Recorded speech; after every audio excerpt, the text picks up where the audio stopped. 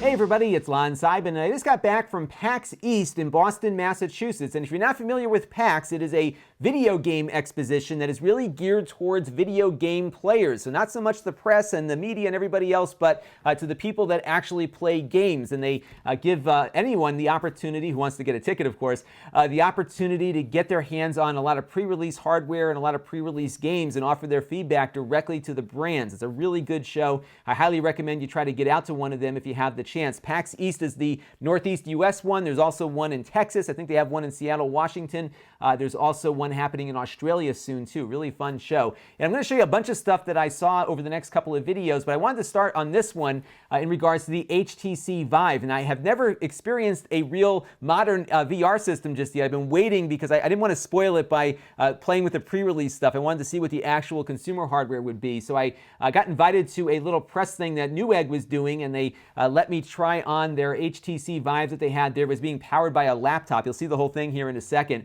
Really cool experience. And what's nice about the HTC Vive is that it really integrates you physically into this virtual world. So you're not sitting in a chair, you're actually standing up. You have two controllers that are very accurately mapped to their position in 3D space, and you can walk around a 15 square foot area as well. A really neat gaming experience and really something to check out. So I want you to watch this video. This is my very first time using any kind of this modern VR hardware. After this video plays, I'll come back and tell you what some of my thoughts were on it. I am getting an HTC Vive of my own on Tuesday, so I'll be doing a lot more with this over the next couple of days, but I figured it'd be kind of fun to share with you my first impression of it. So let's take a look at that video, and then we'll come back with a few more thoughts. So I'm here with Jim from Newegg. How you doing? Yeah, great, Lon. Nice to meet you. So what do we got? What's running all this experience? Yeah, we've got a new MSI GT72, and that features the big beefy 980 in it, so you can actually run VR. So it's kind of like a desktop level GPU inside a laptop? No question, yeah, no question. So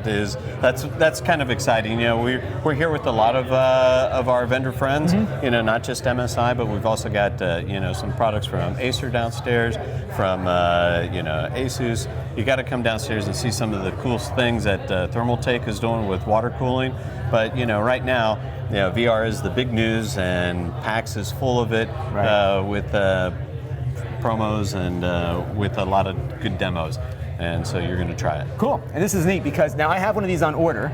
This is the first time I've used VR since 1991 or 2 at the. Right. Remember, like when the lawnmower band came out, everybody's like, "Oh, it's VR." So they had these things at the mall that were horrible. Right. This is not so horrible, I don't think. No, so, you're going to like this a lot. And we're in this big space here, zoomed out, because I can move around in this. Yeah. Right? So you've got your space here, so it's kind of marked off. Yep. And use the whole space. Okay. Right, because you're going to be interactive. You can dodge bullets as they go by, and you know, really enjoy yourself. All right, great. What Matt's going to do over there is shoot the screen as I'm playing here, so we can see how bad I'm playing at this thing. So what are we going to do with this? So I'm going to put this on you first. I'm going to put the goggles on first. Okay. Right there. All right. And then I'm going to pull this back over your head. Okay. And there we go. Let me know if it's too loose No, on that's good. you. That's good. So good and snug. Yep. Feel you can move around. Yep, absolutely. Yep. Very cool. And if you kind of look down, you'll see the controllers in front of you. I can see it. I can reach out, or you want to put it in my hand, or? I want you to make a fist first. There we go. So we'll put this kind of right. What's amazing is that this controller, I almost feel like I'm looking at it in my hand. This is really cool. Yeah. And you can see them like they're actually. All right. So now I got a shield here. Yeah. Take one of your controllers. Yeah. And like think of it as a hand, and like you're going to pull a shield out of your backpack. Okay. So reach behind. Yep. Now bring it forward. It should be a shield. Here. Wow, look at that. Okay. Very cool. Okay. So that switches between shield and gun. I am never going to leave my house again. You may not. Yeah. Wow. All right. So then look around, and there should be like a continue. There's your spaceship behind you. Oh, there we go. All right. Okay. So I shoot the continue. Shoot the continue. All right. And then up in the upper right is ready to rock, and you are ready to rock. This is unreal. Like really, this is cool. What am I? What's going? Oh, I need to shoot these things. Shoot those things that are shooting at you. I'm pretty bad at this game already. There we go. That was the first wave? Yep, and here, I'm going to take this wire and put it behind you a little better.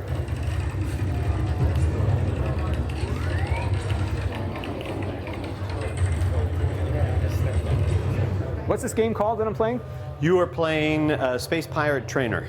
This is cool. Is this one of the pack-ins, or is something that you buy separate? No, I think we just downloaded it. It's a new release.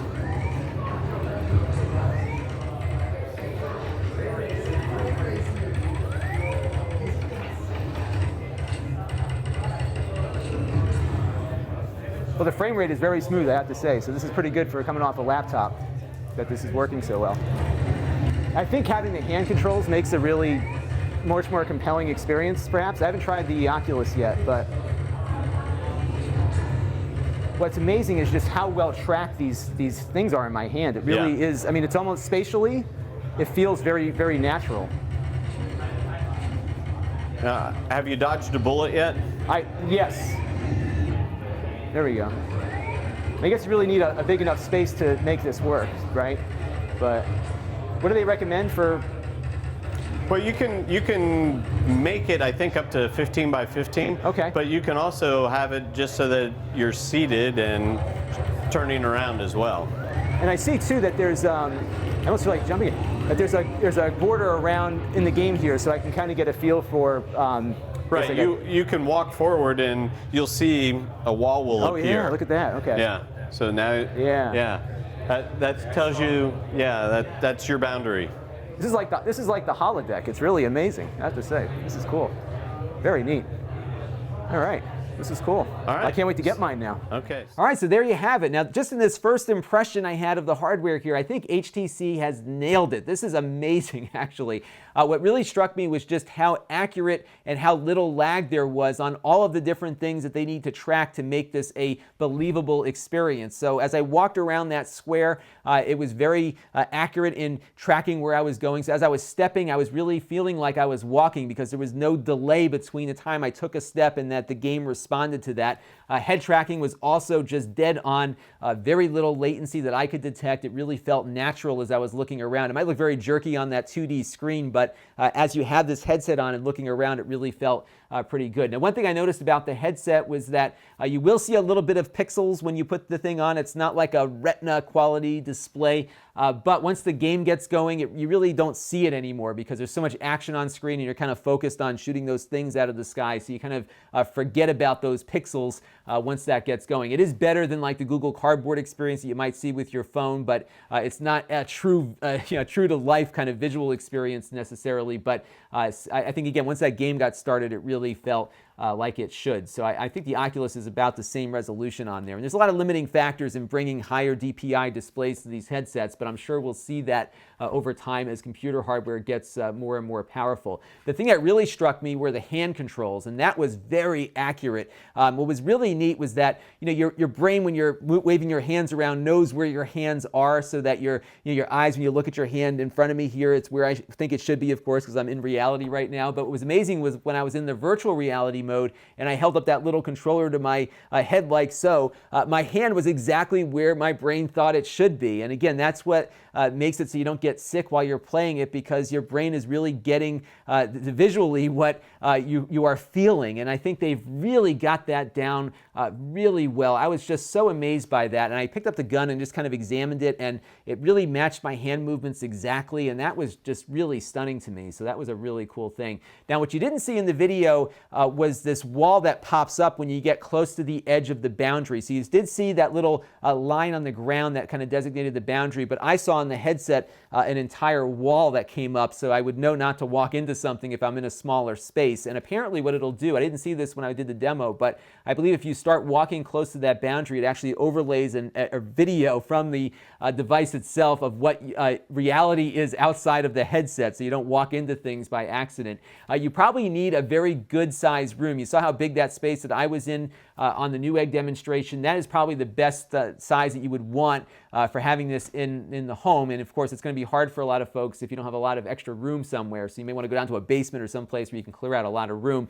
You can make it smaller. Those sensors, those two little black sensors you see there, you put them up on each edge of the square that you're setting up, and that is how you're able to be tracked as you're moving around. So you set those things up and you kind of calibrate everything when you first install it, and that's how it knows to get that space designated and set up those boundaries there too. But I'll tell you what, this was a really awesome experience. We'll have to see what kind of software comes out over the next several months and years, perhaps, to see how this technology evolves. But from a hardware standpoint, just in this first impression, it feels like HTC has really nailed this. This is really a compelling experience, and probably the most interesting digital interactive experience I've had in a very, very long time. And I think this is starting to fulfill the promises that virtual reality was giving us 20 years ago. This is actually there now. It really is quite an experience. And one last thing is that you can't really appreciate this until you've seen it on your head, because this is a full 3D experience. You're not just looking at a 2D screen inside of goggles. You are seeing things in depth. You're seeing these laser beams come at you